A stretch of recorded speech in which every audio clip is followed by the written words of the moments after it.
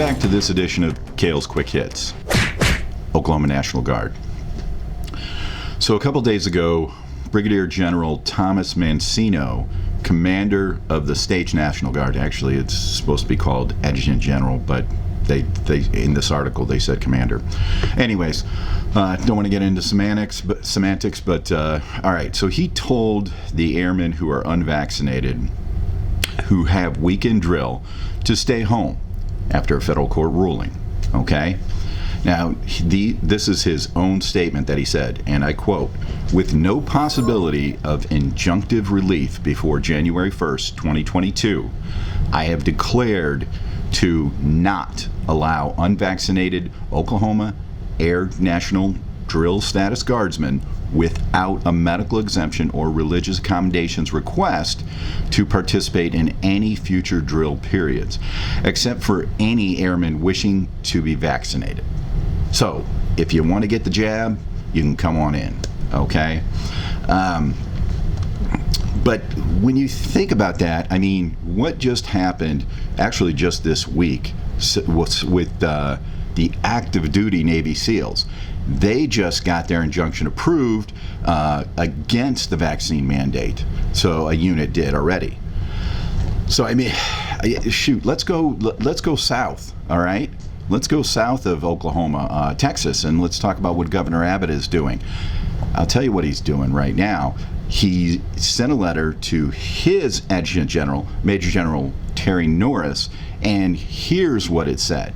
So, unless President Biden federalizes the Texas Army National Guard in accordance with Title 10 of the U.S. Code, he's not your commander-in-chief under our federal, state, or constitutions. So, now I've worked with a number of soldiers from the 36 ID. That's the Texas Guard, and they're just a bunch of great group of guys. Actually, I can remember on my deployment, I actually got an achievement out of them from their commander, which was pretty cool. But so what does this mean? Let's talk about, so who actually really controls the Guard? Okay, so. Here's the thing, I stress this. During peacetime, the state's National Guards answer to leadership of the state they reside in, okay? It's the state they reside in, all right? During national emergencies or times of war, the president reserves the right to mobilize the National Guard, putting them on federal duty status. So, now, on federal duty status, I've been called up for emergency situations for floods and hurricanes before, and I was put on orders for that, okay?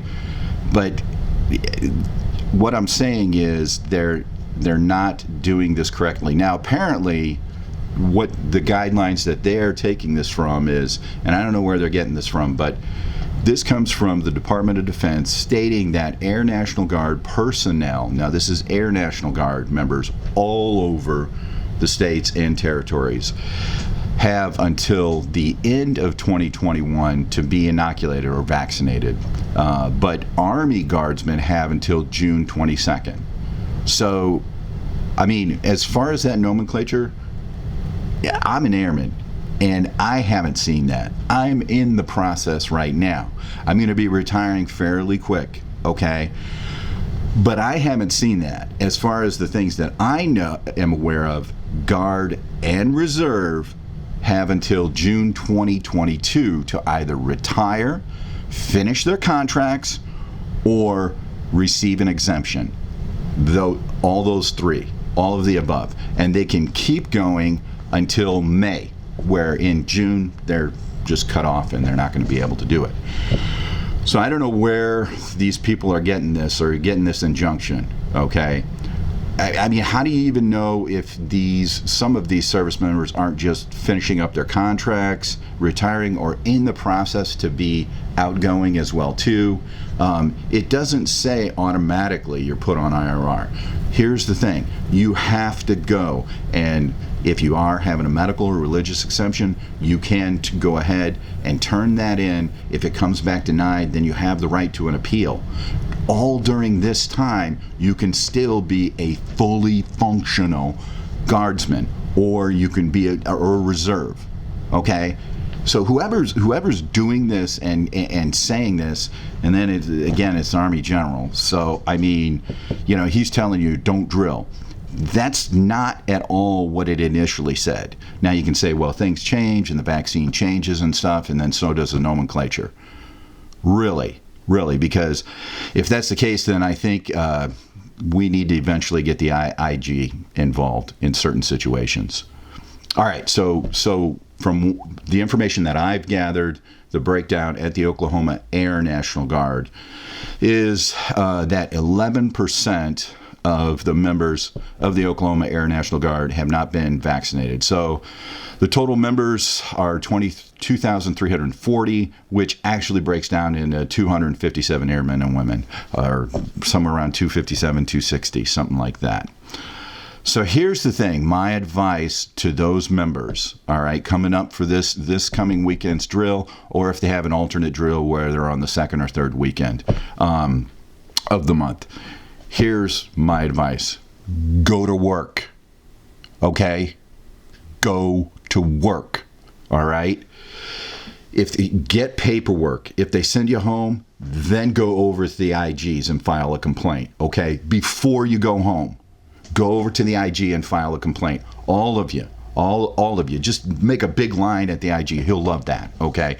He or she will love that, Colonel sitting there having to file all this paperwork, okay? Go do that. But the biggest thing is go to work, okay? All right, and I guess he's the tag, but and my advice to General Mancino is, I really think you need to look at the Army side, because my understanding in Oklahoma is only 40% of your troops have been vaccinated, okay? So it sounds like to me you got some work to do. All right, that's my take. If you have something to say, please comment below. Also remember, wisdom isn't just the words you read, it's the actions you take and the knowledge you reciprocate.